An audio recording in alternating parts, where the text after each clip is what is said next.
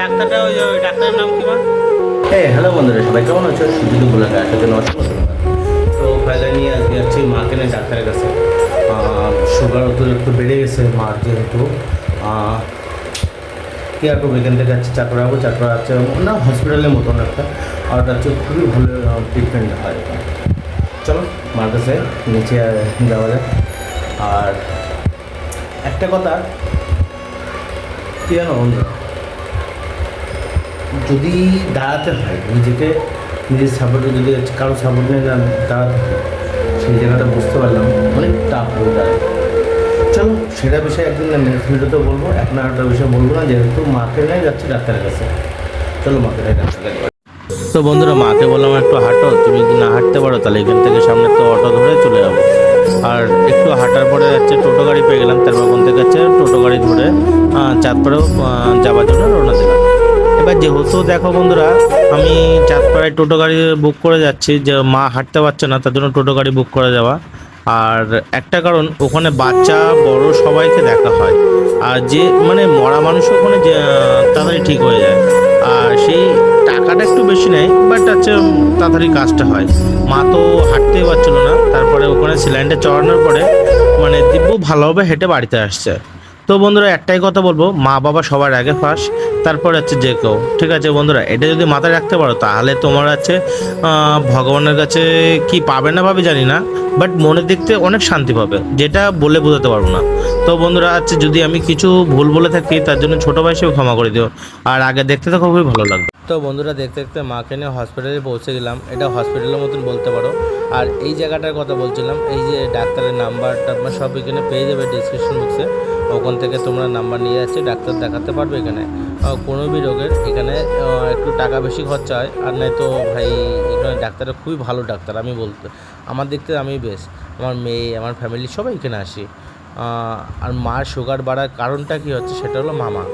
আর দেখতে থাকো, এই দেখ মা এই জায়গায় রয়েছে, তোরা তো বিশ্বাস করবি না, এই দাদা দেখছে কোন ভাই, দেখ বউ তুমি দেখো।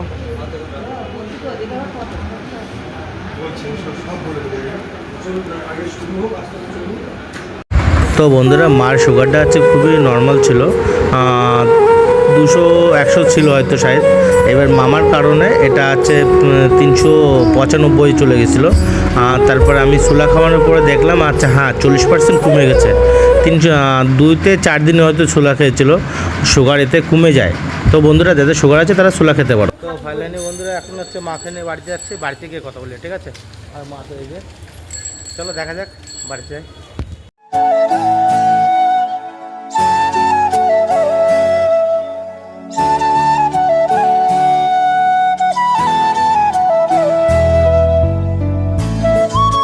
নিয়ে আসলাম, আর যে ভিডিওগুলো দেখলে এসে বেশি কিছু বোঝানো লাগবে না।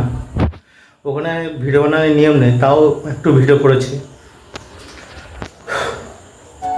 মাকে স্যালাইন চড়ানো হলো, 395 হচ্ছে সুগার বেড়েছিল। আর তোমাদের একটা কথা বলছি বন্ধুরা, সুগার বাড়লে খালি সুলা খাওয়া, 1 মাস সুলা খাওয়া, বিশ্বাস করো। মাকে মা 395 ছিল, আর সেখানে হয়েছে কত এখন 358, তার মানে হচ্ছে 70 ধরো, 60 ধরো, তার মানে 30, 27, 37% কমাইছে 2 দিন খেয়ে। এবার ভাবো 1 মাস খেলে কী হবে, 1 মাস পারফেক্ট হয়ে যাবে। আর একটু খাওয়া দাওয়া কন্ট্রোল রাখতে হবে, মিষ্টি থেকে একটু দূরে থাকতে হবে, নিচের জিনিস খাওয়াটা মিষ্টি করা। চলো একবার মাকে দেখে দিই, একবার মার কেমন লাগছে তাও বলছি। বন্ধুরা, তোমাদের সাথে এটা শেয়ার করছি, আর মার হাসিটা দেখে আমি অনেক হ্যাপি, বলে বোঝাতে পারবো না। মা মুখ অন্ধকার করেছিল, অথবা হাঁটতে পারছিল না, চোখ মুখ অন্ধকার করছিল তখন, আর এখন হাসছে, আর আমি তো অনেক হ্যাপি, যেটা বলে বোঝাতে পারবো না। এটা তো আমার কাছে স্মৃতি হয়ে গেল আজকের দিন। তাহলে বন্ধুরা, মার সুগার তো আচ্ছা আমি 1 মাস টার্গেটের মধ্যে কমিয়ে দেবো। বাকি সেটার বিষয়ে নেক্সট ভিডিওতে যদি বলো তাহলে সুগারের বিষয়ে একটা ভিডিও বানাবো। আজকের ব্লগে দেখো ভাই, আমার ফ্যামিলি ব্লগ বলতে মার যা অবস্থা হয়েছিল, হাঁটতে চলতে খুবই অসুবিধা হচ্ছিলো, মাথা ঘুরছিল। দেখো এখনও অবস্থা হালুয়া টাইট আছে, যেটা বলো। দেখো ওকে বাই, নেক্সট ভিডিওতে দেখাবে, টাটা, লাভ ইউ, বাই।